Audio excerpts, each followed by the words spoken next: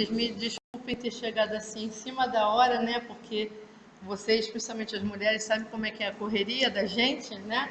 Eu jamais deixaria de cumprir com o compromisso, né? Mas é justamente no dia que você tem um trabalho assim, de uma palestra, numa casa, né? Que tudo acontece, né? O patrão briga, o filho some, o cachorro foge para a rua. É sempre nesse dia, né? Não tem outro dia. Então, vamos, graçar a Deus, começar em tempo aqui, né? Aí, lembrando que eu escutei ontem um comentário numa outra palestra, onde eu estava fazendo o tratamento, que o rapaz, até o médico, estava falando que depois do filme Nosso Lar, pela repercussão que ele teve, né? Nós estamos dando um trabalho imenso para eles, porque estão fazendo um monte de puxadinhos no nosso lar. Porque todo mundo quer ir para o nosso lar, né? Aí eu achei aquilo tão engraçado, mas eu visualizei assim, só para a gente descontrair um pouquinho, né? Então, nós vamos aqui ler um pouquinho e comentar, tá? É só um bate-papo mesmo do Evangelho segundo o Espiritismo, capítulo 8, itens 8 a 10. Eu gosto sempre de ler o preâmbulozinho inicial, né? Para a gente ter um preparo e uma noção do que foi falado lá no início do capítulo, porque nem todos têm em mente qual é o tema, qual é a temática do capítulo, né? Então, ele diz assim: bem-aventurados os que têm puro coração, porquanto verão a Deus. Mateus, capítulo 5, versículo 8. Apresentaram-lhe então algumas crianças, a fim de que ele as tocasse. E como seus discípulos afastassem com palavras ásperas os que lhes apresentavam, Jesus, vendo isso, zangou-se e lhes disse: deixai que venham a mim as criancinhas, e não a impeçais, porquanto o reino dos céus é para os que se lhe assemelham. Digo-vos em verdade que aquele que não receber o reino de Deus como uma criança, nele não entrará. E depois de as abraçar, abençoou-as, impondo-lhes as mãos. Isto está em São Marcos. Então, agora no nosso item 8, que é o primeiro item que vamos ler e comentar, ele fala assim: então os escribas e os fariseus, que tinham vindo de Jerusalém, aproximaram-se de Jesus e lhe disseram: por que violam os teus discípulos a tradição dos antigos, uma vez que não lavam as mãos quando fazem suas refeições? Jesus lhes respondeu: por que violais vós outros o mandamento de Deus para seguir a vossa tradição? Porque Deus pôs este mandamento: honrai o vosso pai e a vossa mãe. E este outro: seja punido de morte aquele que disser a seu pai ou a sua mãe palavras ultrajantes. E vós outros, no entanto, dizeis: aquele que haja dito a seu pai ou a sua mãe, toda oferenda que faço a Deus vos é proveitosa, satisfaz a lei, ainda que depois não honre, nem assista a seu pai ou a sua mãe. Tornam assim inútil o mandamento de Deus pela vossa tradição. Hipócritas, bem profetizou de vós Isaías quando disse: esse povo me honra de lábios, mas conserva longe de mim o coração. Em vão que me honram, ensinando máximas e ordenações humanas. Depois, tendo chamado o povo, disse: escutai e compreendei bem isto. Não é o que entra na boca que macula o homem. O que sai da boca do homem é o que macula. O que sai da boca procede do coração, e é o que torna impuro o homem. Porquanto do coração é que partem os seus maus pensamentos, os assassínios, os adultérios, as fornicações, os latrocínios, os falsos testemunhos, as blasfêmias e maledicências. Bem-aventurados os que têm puro coração. Essas são as coisas que tornam impuro o homem. O comer sem haver lavado as mãos não é o que torna impuro. Então, aproximando-se dele, disseram-lhe seus discípulos: sabeis que, ouvindo o que acabais de dizer, os fariseus se escandalizariam? Ele, porém, respondeu: arrancada será toda a planta que meu Pai Celestial não plantou. Deixai-os, são cegos que conduzem cegos. Se um cego conduz outros caem ambos no fosso, né? E termina assim o nosso primeiro trechinho, né? Então, na primeira parte, ele se reporta à importância do respeito aos pais, não é? São os nossos concebedores, né? Aqueles espíritos que se responsabilizaram perante Deus a nos dar a luz, a nos dar um lar, uma educação, a nos dar amor, né? A manutenção material também, né? E nós, como imperfeitos que somos, né? Estamos acostumados a só receber, receber, receber. A vida inteira nós queremos receber, né? Dos pais. Dos pais e de outros que querem também ajudar e dar, né? Não sei se a nossa cultura ocidental meio que educa um pouco equivocadamente as crianças, porque nós acabamos por relevar um pouco as obrigações deles, né? Porque achamos que nós temos que fazer tudo, nós os pais temos que fazer tudo, e acabamos não cobrando muito responsabilidades pequenas dos nossos filhos, né? Uns fazem tudo pelos filhos e outros, alguns, né, não querem saber dos filhos. Então, são dois opostos. Então, nós observamos aí, né, em detrimento disso, famílias que não convivem com seus filhos, que delegam a criação dos seus filhos a outras pessoas, né, a empregada, a creche, tudo isso, né?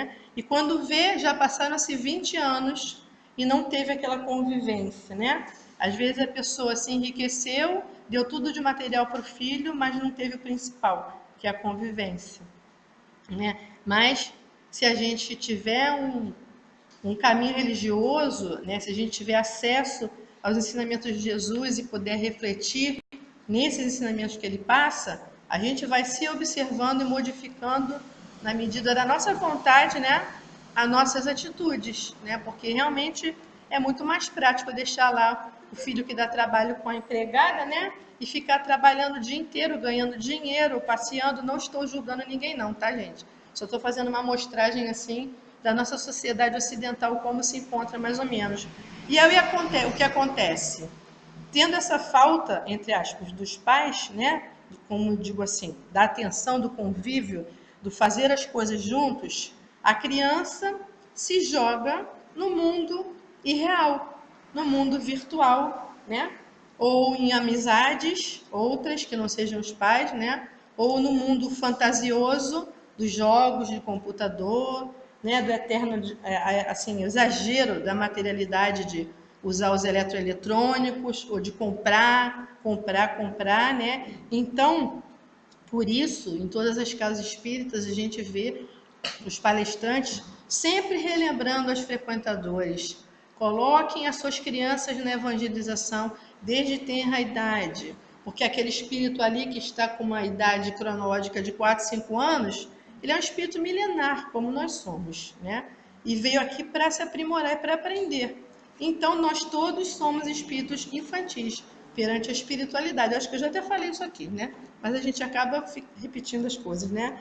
Então, voltando à questão. É importante, sim. A gente sabe que hoje o ganha-pão está muito difícil. Todos nós quem tem que trabalhar, na maioria dos lares, tanto o marido quanto a esposa precisa trabalhar, né? Para poder ter o mínimo de condições de sobrevivência material, né? Contanto que nós não nos esqueçamos que não é a quantidade, mas é a qualidade do que a gente oferece para aquele serzinho ali, nosso filho, né? Nosso filho adotado, filho biológico, o que seja. Às vezes nossos sobrinhos, nossos netos, as crianças que ficam ali cercados de nós, né? Então, que nós possamos saber envelhecer, né? Dando aos nossos pais tudo aquilo ou mais do que eles nos deram, não relegando eles a um asilo, a um internato, né? Porque não quer ter trabalho, né? Mas dando carinho, presença, convívio, mesmo quando a memória falha, começa a falhar a memória, começam a repetir as coisas, né? A gente tem que ter a paciência, porque eles tiveram essa paciência conosco. E olha que todos nós, enquanto crianças e adolescentes, aprontamos bastante, né? Quem aqui não aprontou pode levantar o dedo, porque não é do planeta Terra. Não é, né?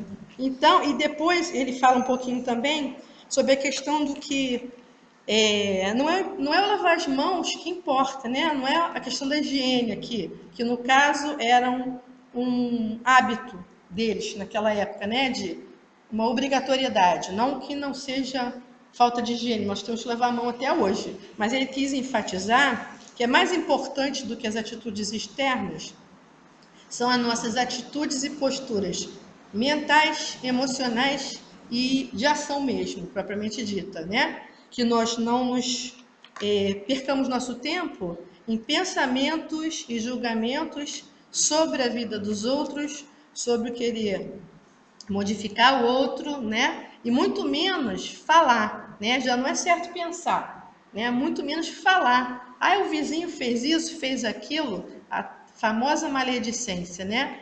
E ao contrário, a gente precisa olhar para dentro de nós mesmos. Quando Jesus falava orai e vigiai, não é para vigiar a vida do outro, não, né? Se o carro do outro tá bom, tá bonito, tá caro, se um saiu com o outro, não. É para a gente se vigiar, né? Chegar no final do dia, a gente fazer uma avaliação e pensar assim, bom, o que eu fiz de bom hoje?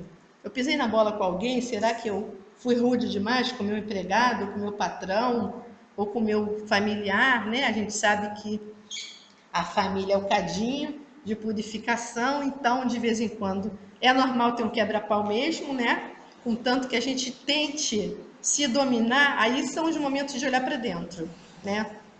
De se controlar para, ao escutar uma ofensa ou uma coisa, entre aspas, injusta, a gente não esteja armado para dar aquele troco naquela hora ali, né? A gente saiba, como espíritas que estamos tentando ser, né? A gente saiba segurar nossa onda ali, falando uma linguagem meio jovem assim, né? Respirar fundo, beber um pouquinho da água, né? E a gente, pelo menos a princípio, não revidar. Por quê? Porque a gente vai estar com o sangue fervendo, com os hormônios igualmente fervendo. Então a gente pode, num impulso, falar alguma coisa que não deve, que a gente se arrependa depois. E para pedir desculpa é mais difícil ainda, né? Então, que a gente possa, né, nesse convívio aqui com o Evangelho, com os ensinamentos que a casa oferece, as várias casas, a vária literatura que tem aí espírita, né, que isso não é nada mais, nada menos do que são cartilhas de comportamento, né? Essa terra nossa é um educandário, uma escola, um hospital, uma prisão, tudo isso. Mas principalmente um educandário, porque a gente, nesses momentos de dificuldades que eu citei até brincando no início, é que nós somos testados pela espiritualidade, provados se a gente está sendo um espírita teórico, que chega lá em cima do púlpito, fala muito bem, bota becas, microfone e tudo, e na hora de ser testado ali, saiu da casa espírita, sofre uma provocação, já vai xingar o cara lá para aquele lugar que não dá nem para dizer o nome, né? Saio daqui de carro, o cara me fecha. Onde é que está a teoria que eu falei, assim, né?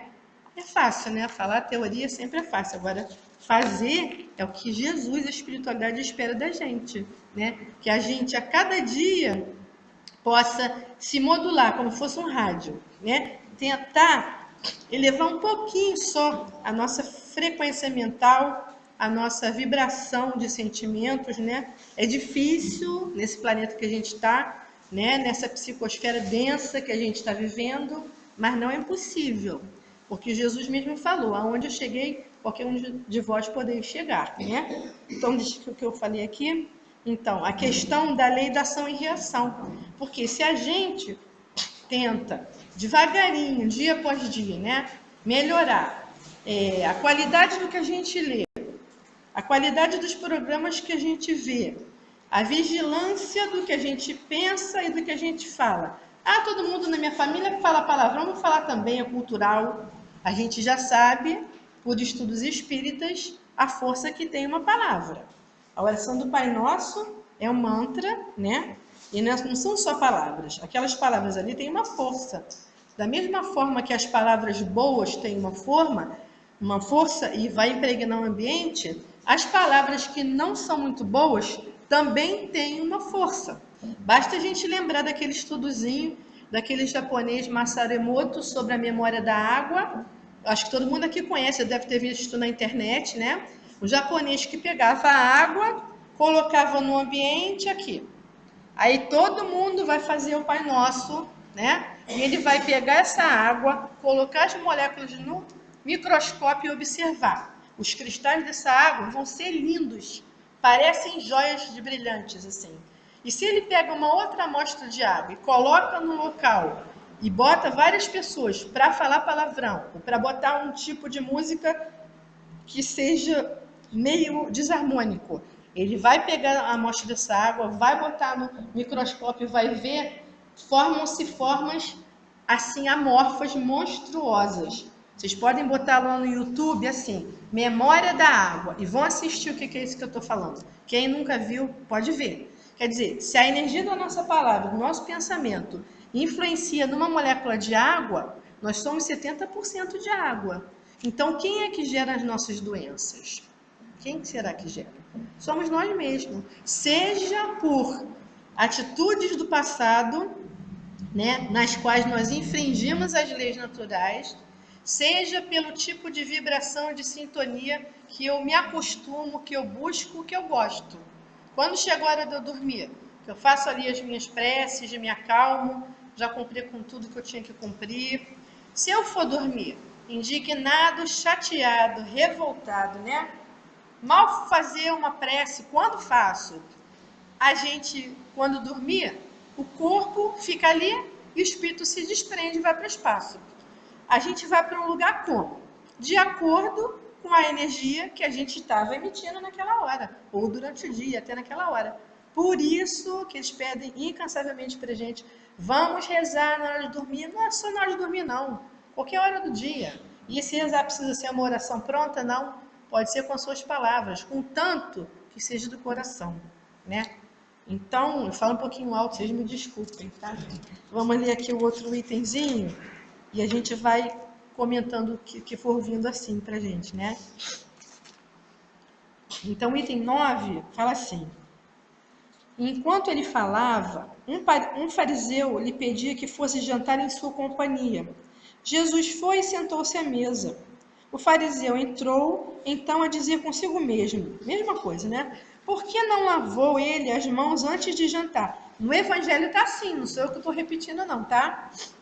Disse-lhe, porém, o Senhor: vós outros, fariseus, pondes grande cuidado em limpar o exterior do corpo e do prato. Entretanto, o interior dos vossos corações está cheio de rapinas e iniquidades. Insensatos que sois, aquele que fez o exterior não é o que faz também o interior? É o que a gente acabou de falar um pouquinho, né? Que a boca fala do que está cheio o coração. Então a gente precisa mudar o nosso pensamento, os nossos sentimentos, para a gente poder mudar nossas atitudes. Nós mesmos não percebemos se a gente está agindo de uma forma errada, de uma forma meio grosseira, ou com falta de educação em algum momento, né? A gente não percebe não, mas quem está de fora percebe. Às vezes, muito tardiamente, a gente relembra daquela situação e fala: Jesus, por que eu agi daquele jeito? Né?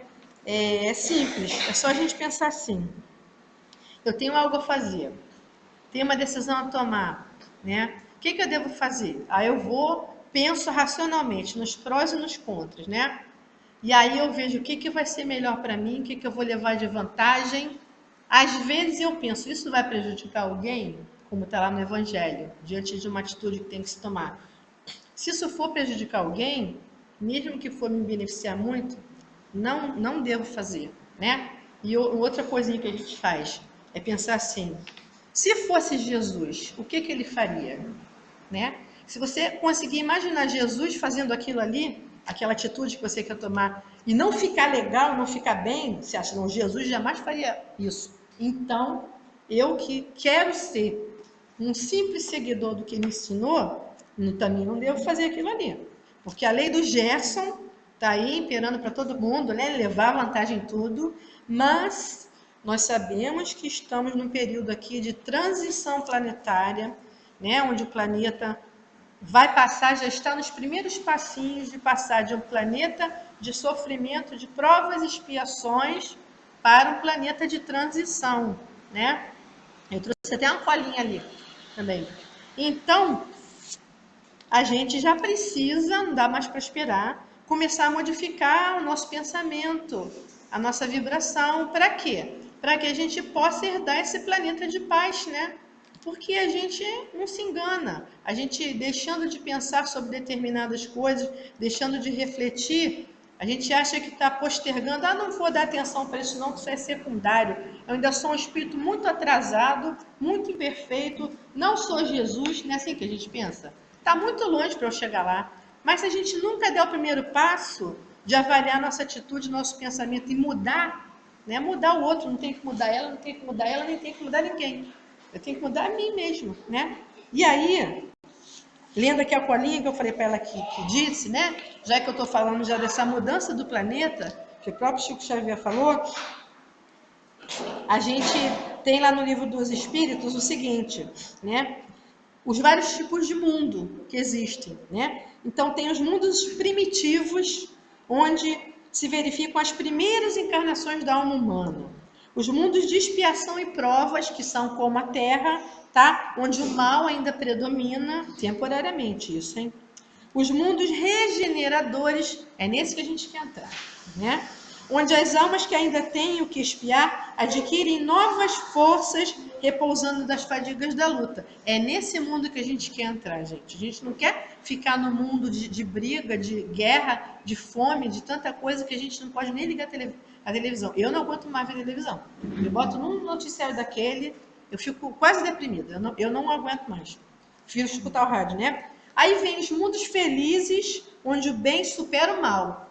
Ainda não é nesse mundo que a Terra vai se transformar, né? É nesse anterior, onde a gente tem que adquirir novas forças para lutar. Só depois, muito depois, que vem o mundo de feliz, né? E a gente já está há 2000 e tantos anos vivendo um planeta de provas e expiações.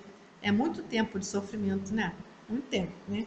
Então, depois dos mundos felizes, e que vem aqueles mundos celestes ou divinos, morada dos espíritos purificados, onde o bem reina sem mistura. Isso não quer dizer que a gente esteja se referindo ali a mundos, a planetas, onde todos os seres estejam em carne e osso, tá? Porque a gente está aqui na terceira dimensão. Então, nós temos altura, comprimento e largura, né? Nossos amigos espirituais, o anjo de guarda de cada um, o mentor de cada um, não estão na carne. Mas eles não vivem, eles não existem, eles não estão presentes. Então, eles estão numa outra dimensão. Pode ser que muitos desses irmãos já habitem esses mundos felizes aqui, ó. E venham até nós, na dimensão deles, né? Para quê?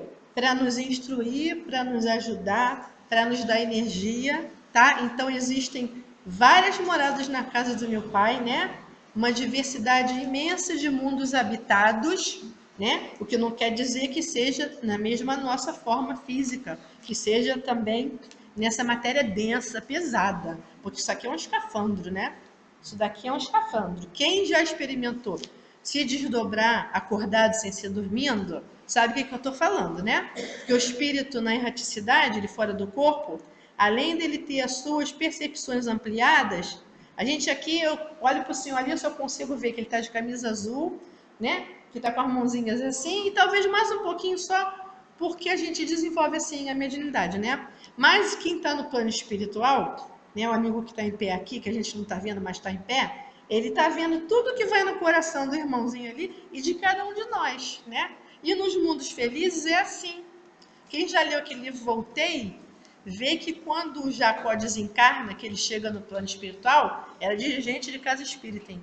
Ele chega lá com uma mancha, com uma luz vermelha aqui no peito dele, que nenhum dos presentes tinha. Então ele fica envergonhado, porque aquilo denota o atraso espiritual dele, o não trabalho das suas emoções, né? Então, a gente tem, graças a Deus, né, e a Jesus, que é o nosso Cristo planetário, a ajuda desses inúmeros irmãos que estão conosco, não é só aqui agora não, o tempo todo, falando assim, ó, fulano, não vai por aí não, não faz isso não, faz aquilo. E a gente acho que bota algodão no ouvido que não escuta nunca, né?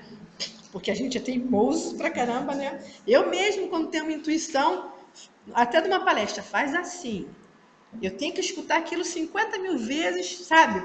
Confirmar, confirmar, confirmar para fazer. A teimosia da gente, né? Assim, mano. Aí depois você não faz. Aí chega ali na frente, ele fala assim para você, viu, eu não te avisei? Aí a gente quebra a cara. Acontece demais isso, né? Então, esse aqui foi o item 9. Falamos da ação e reação. Falamos da diversidade dos mundos, né? Que nós, se nós queremos viver, né? Deixar para os nossos filhos, nossos netos, bisnetos, talvez os nossos bisnetos sejam nós mesmos retornando, né? Temos 7 milhões de espíritos encarnados e 14 e pouco desencarnados, né? Então, para cada um de nós, tem no mínimo 12 espíritos desencarnados, né? Eu acho muito engraçado a gente, às vezes, escutar na casa espírita, ou às vezes até fora, né? Ai, meu Deus do céu, obsessor. Eu tô cheio de obsessor, o fulano também tá, né? Isso só aconteceu comigo, essa coisa ruim, porque eu tô cheio de obsessores, né? Quem são os obsessores? Quem são? Quem seremos nós amanhã como desencarnar? Quando desencarnarmos? Se nós desencarnarmos sem ódio no coração, sem desejo de vingança e aceitando tudo que nos é colocado, tomara que a gente não vire um obsessor, né? Mas se a gente desencarna nessas condições, né? Indignado, revoltado com Deus, descrente, vingativo, tomando conta das nossas posses materiais ali, nós vamos desencarnar e não vamos sair de perto da família. Nossa, o fulano já quer meu dinheiro, o ciclano já quer o meu carro. Quem que é o obsessor então? Isso não é obsessão, isso é apego, isso é materialidade nossa, é falta de quê? De uma crença num plano espiritual de luz, nas leis divinas, né? Porque se existe um Deus, primeira pergunta do livro dos Espíritos, né? E ele é bom, justo e sábio.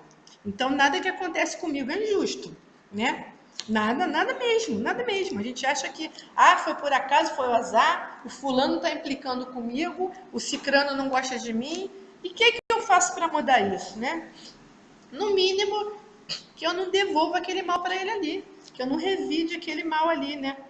Ou que eu use aquela atitude que eu achei errada para eu aprender e não repetir aquela atitude ali, né? Porque o que mais a gente tem no mundo são espíritos controladores, que querem que seja feito tudo segundo a sua vontade, né?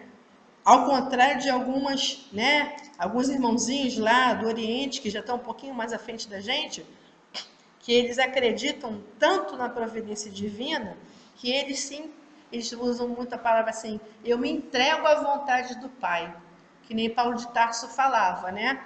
Eu sou um vaso para que Deus me preencha. E a gente se esquece disso, a gente se preocupa muito e se ocupa pouco, né? A gente se preocupa, se desgasta, se estressa, sofre, a pressão sobe, fica doente. Por quê?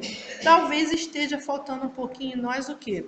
Essa fé na divina providência, né? Esse entregar na mão de Deus. Não é se acomodar, ficar sentado no sofá de braço cruzado, eu estou desempregado, eu vou esperar Deus agir. Não é isso, né?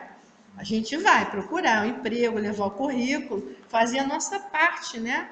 Não é fazer nem além do que a nossa capacidade tem, né? Tem gente que trabalha 30 horas por dia, que não tem tempo para a família, que não tem tempo para lazer, não tem tempo para nada, só para trabalhar. Isso também não é 880, né? Então, o espírita ou o ser humano que quer se enquadrar, entre aspas, numa normalidade, num equilíbrio, precisa dosar lá suas atividades, né? Nem tanto, nem tão pouco. Eu não vou ficar 24 horas na casa espírita estudando, lendo, dando palestra e abandonar o meu filho, a minha mãe, meu cachorro, a minha vida. Não posso, né? Então, o espírito equilibrado tem hora para tudo, né? E a gente precisa estar escutando de várias pessoas diferentes. Eu estou escutando de mim mesma, né? Não pensem em vocês que vocês precisam ouvir o que eu estou falando, não. Eu preciso mais do que vocês. Porque senão eu não estaria falando aqui, né? E os espíritos vão intuindo a gente do que a gente precisa aprender. Aí eu vou sair daqui, vou para casa, aí vou pensando lá no que eu falei. Pô, eu tenho que fazer o que eu estou falando. Ó, puxão de orelha, né? Hoje eu tô atacada, gente, não liga não, porque não sei quem é que me acompanha às vezes, que fica fazendo essas brincadeiras, tá? Deixa eu ver aqui o item 9. Ah, tá. Aqui ainda no item 9, desculpa, né? É o comentário sobre o não julgamento, né? Que é a questão que ele falou de lavar as mãos e não ter atitudes corretas, né? Então, é como ele estava no início, a gente não deve julgar, né, os outros. Amar sim, julgar não. Porque a gente não sabe o grau evolutivo daquele irmãozinho ali, a gente não sabe o que ele sofreu na sua vida, na sua infância, a gente não sabe o porquê das coisas. Quem nunca viu alguém, por exemplo, da família, que você teve uma situação contigo, aí a sua irmã, te dando um exemplo assim, né? Não sabe, não chegou para você para perguntar o que aconteceu, né? Ela viu você agir de determinada forma e ela simplesmente cria lá as teorias dela, o pensamento dela. Aí depois de alguns dias, algumas horas, ela chega para você e fala assim: você fez isso assim, assado aquilo outro. Não foi nada a ver com o que aconteceu. Por que a gente não cria o hábito de chegar para a pessoa e perguntar: tá tudo bem? Aconteceu alguma coisa com você?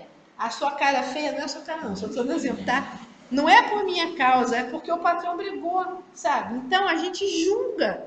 O hábitozinho danado ruim de perder esse, né? A gente julga, então a gente precisa parar de fazer isso. No momento que a gente tiver um pensamento de julgamento, se a gente substituir ele rapidinho por uma oração, por uma prece, a gente vai conseguir julgar menos, né? A gente vai, porque às vezes tudo é diferente da forma que a gente imagina, que a gente pensa. A gente idealiza as coisas, a gente cria ilusões que não são verdade. A gente não consegue ler o pensamento do outro, o sentimento do outro, com raríssimas exceções de irmãos que trabalham em atendimento fraterno, né? Que a espiritualidade ajuda, né? Que desenvolveu aquela aptidão mediúnica pelos seus próprios méritos, trabalhando na mediunidade, reencarnação após reencarnação. Não é privilégio, porque não existe isso para Deus, tá? Senão não seria Deus Pai justo e bondoso, né? Então, a gente destacou aqui a questão do não julgamento, da gente não enxergar o defeito do outro e fazer vista grossa para o nosso, né? Então, a gente indo aqui para o nosso tópico 10, está mais ou menos na hora, né, tia? Ele falava assim: os judeus haviam desprezado os verdadeiros mandamentos de Deus para se aferrarem à prática dos regulamentos que os homens tinham estatuído. E da rígida observância desses regulamentos faziam casos de consciência. Rígidos mandamentos. Olha nós como somos rígidos, né? Como fosse muito mais fácil praticar atos exteriores do que se reformar moralmente. Lavar as mãos do que expurgar do coração. Iludiram-se a si próprios os homens, tendo-se como quites para com Deus, por se conformarem com aquelas práticas materiais, né? Conservando-se daquele jeito, aquela mesmice, aquela coisa sempre igual, né? Visto se lhes ter ensinado que Deus não exigia mais do que aquilo. Então, vê lá se Deus está preocupado se a gente vai lavar a mão todo dia, né? Ou fazer as coisas tudo mecanicamente igualzinho e não vai aprender a conviver com nossos diferentes, né? Daí haver dito o profeta: é em vão que este povo me honra de lábios, ensinando máximas ordenações humanas. Verificou-se o mesmo com a doutrina moral do Cristo, que acabou por ser atirada para segundo plano, de onde resulta que muitos cristãos, a exemplos dos antigos judeus, consideram mais garantida a salvação por meio das práticas exteriores do que pela moral. É a essas adições feitas pelos homens à lei de Deus que Jesus alude quando diz: arrancada será toda planta que meu Pai Celestial não plantou. Os ensinamentos que não estão condizentes com o que Jesus nos ensinou, que foram dados por Deus, não vão permanecer no planeta de regeneração. Ou seja, as falsas ideologias, os falsos profetas, as mentiras disfarçadas de verdades, né? O objetivo da religião, seja qual for, é conduzir a Deus o homem. O que o Espiritismo espera de todos nós? que desenvolvamos nossas aptidões mediúnicas, que saibamos fazer pintura mediúnica, psicografia, dar passe de cura, né? De obsessão, de cabeça para baixo, de lado, de frente, não. O que eles pedem de nós é apenas uma coisa, a nossa reforma moral, para que a gente possa ter uma convivência fraterna. A gente vem aqui, reencarna, encarna e desencarna várias vezes para aprender a conviver, para aprender a aceitar e amar os outros, porque nós somos diferentes e fomos criados todos simples e ignorantes e vamos chegar a espíritos puros. Quando? Não sei, está muito longe, mas nós vamos. Agora, o tempo disso acontecer e a forma depende de cada um de nós, né? Quem quiser continuar teimoso, materialista lá, apegado aos seus bens materiais, preocupado só com a questão física das coisas, né? Não procurando se mudar um pouquinho, se flexibilizar, eu acho que essa é a palavra. A gente é muito enrijecido, a gente é muito endurecido. Então, a gente precisa, com os ensinamentos de Jesus, flexibilizar o nosso sentimento primeiro, porque aí nosso pensamento acompanha, né? E tá as clínicas aí, e os hospitais, os consultórios de floral, tá cheio de gente tomando um floralzinho chamado Rock Water, que é para as pessoas rígidas, que não conseguem fazer nada diferente, que querem que tudo seja quadradinho, controladinho. Tem que ser do jeito que eu botei. Se tirar esse apagador azul daqui, eu viro um bicho. Eu rodo a minha baiana, eu brigo, eu mando a empregada embora. A gente está acostumado a isso, gente. Isso não é ser cristão, não. A gente tem que ser igual ao bambu, se flexibilizar, aprender a conviver com as diferenças. Eu só estou falando que eu estou sendo intuído, tá? Eu também já fui assim, ainda quero ficar menos assim, né? Mas é um trabalho individual, pessoal e paulatino, devagarinho que a gente vai mudando, né? O que ajuda um pouco a fazer isso? Né? Brincar com criança, frequentar lugares da natureza, praticar esporte, praticar atividades artísticas, tudo isso flexibiliza. Como é bom fazer crochê. Não tem coisa melhor para a pessoa controladora do que fazer crochê. Estou errada. Ponte cruz, pintura, isso daí você se abstrai, fica levinha ali. Maravilhoso, né? Então, vamos terminando aqui, concluindo, né? Então, o objetivo da religião é conduzir a Deus o homem. Ora, este não chega a Deus senão quando se torna perfeito. Logo, toda religião que não torna o homem melhor não alcança o seu objetivo. Toda aquela em que o homem julgue poder apoiar-se para fazer o mal ou é falsa ou está falseada em seu princípio. Tal resultado que dão as em que a forma sobreleva ao fundo, ou seja, aquelas religiões onde a aparência é mais preponderante do que a essência, né? Não importa se a casa é grande, se a casa é pequena, né? Se as paredes estão pintadas de dourados ou se é uma tapera, importa o quê? A mensagem que está sendo veiculada ali, né? Nula é a crença na eficácia dos sinais exteriores, se não obsta a que se cometam assassínios, adultérios, etc. Levantem calúnia, que se causem danos ao próximo, seja qual for. Semelhantes religiões fazem supersticiosos, hipócritas e fanáticos, não, porém, homens de bem, né? Não basta se tenham as aparências da pureza, acima de tudo, é preciso ter a do coração. Eu não vou ler mais o que está escrito aqui, tá? Mas eu não posso esquecer de falar. Quando ele diz assim, bem-aventurados os puros de coração, a gente também lembra daquela partezinha do Evangelho que fala assim, só entrarão no reino de Deus aqueles que vestirem a túnica nupcial. Será que ele está falando de um vestido de noiva ali, para você entrar para casar? Não, né? Essa túnica branca, a que ele se refere, que diz que é uma roupa mais bonita do que, né? A roupa do lírio é mais bonita do que a roupa de Salomão. É a pureza do nosso perispírito, que é aquele objeto, entre aspas, semimaterial que intermedia, que liga o espírito ao corpo, é o nosso perispírito. Aquilo ali é a nossa túnica nupcial. E a gente vai clareando esse nosso perispírito à medida que a gente faz tudo isso que a gente comentou. Estuda os ensinamentos de Jesus e tenta praticá-los Tenta se modificar dia a dia, um pouquinho cada dia mais. Busca na força da oração, né? A prece, a oração, a força para a gente aguentar, vencer um dia de cada vez, se vencer um dia de cada vez, envelhecer com tranquilidade, né? Sem apegos e sem muitas preocupações, né? Envelhecer com sabedoria, porque são coisas diferentes, a inteligência e a sabedoria, né? Uma pessoa pode ser muito inteligente e não ser sábio, e outra pessoa pode ser ignorante, analfabeta e ser mais sábio do que o inteligente. Então, a gente falou da túnica espiritual, a gente só vai ascender a mundos felizes quando a gente realmente não apresentar no nosso perispírito nem um tracinho de ódio, de ressentimento, de mágoa, de ódio, nada disso, né? De indignação, de falta de fé, de tudo que é oposto às virtudes que Jesus nos ensinou, tá? Então, para a gente poder terminar aqui a nossa breve bate-papo, né? Nós separamos uma pequena mensagem, tá? De alguém que vocês conhecem bastante, tá? Diz assim, ó.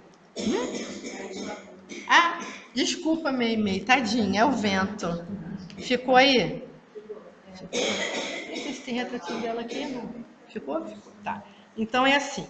Ante a vida, uma mensagem.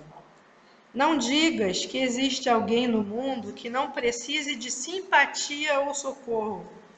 Todos os espíritos corporificados na Terra estão procurando apoio e complementação, todos nós. Né? Nós pedimos a nossa reencarnação, né? Esse pediu berço na penúria, a fim de aprender quanto dói a tristeza dos desvalidos. Aquele rogou passagem pelos caminhos amoedados da fortuna, de modo a vencer as tentações da posse. Outro solicitou a transitória internação entre os inimigos, renascendo junto deles, nossa família, né? Muitas vezes, de maneira a adquirir tolerância, paciência, né? Portas adentro do próprio lar. Aquele outro requisitou para si mesmo o domínio de circunstâncias difíceis, tentando apagar os impulsos da revolta, da desumanidade que lhe tiranizam a alma. Outros ainda suplicam tempo curto de existência no plano físico, pedem para viver pouco tempo na matéria, usando a saudade para despertar a atenção de criaturas que lhe são extremamente amadas para os assuntos da sobrevivência e da fé em Deus, enquanto outros, muitos, imploram longo tempo na terra, na expectativa de entesourarem humildade e paciência. E a vida acolhe a todos no Instituto da Reencarnação, para os fins de aperfeiçoamento a que se destinam. Pensa nisto e deixa que o entendimento te ilumine o coração. Estende amparo ao irmão que mendiga, mas não sonegues compreensão ao que passa por ti, tantas vezes, sem perceber-te, enceguecido que se acha pelas sombrias lentes do ouro inútil ou da cultura vaidosa em forma de poder. Todos lutam e todos sofrem a caminho da verdade. Ninguém existe sem necessidade de apoio, de ajuda nas trilhas da evolução. E à frente de cada companheiro ou companheira que te cruzem a estrada, estejam eles cobertos de douradas titulações ou vestidos andrágios, lembra-te de que cada um deles carrega no coração esta rogativa, sem que a vejas. A rogativa é: compadece-te de mim. É de mensagem de Meimei, tá? Então agradecemos aqui, né, a oportunidade, o amparo da espiritualidade que nos visita, que já cuida de cada um de nós, pedindo que tenhamos todos força para nos tornarmos cada dia melhor. Graças a Deus. Eu sou filha de Deus, não é fogo. Muito obrigada, minha irmã. Nada.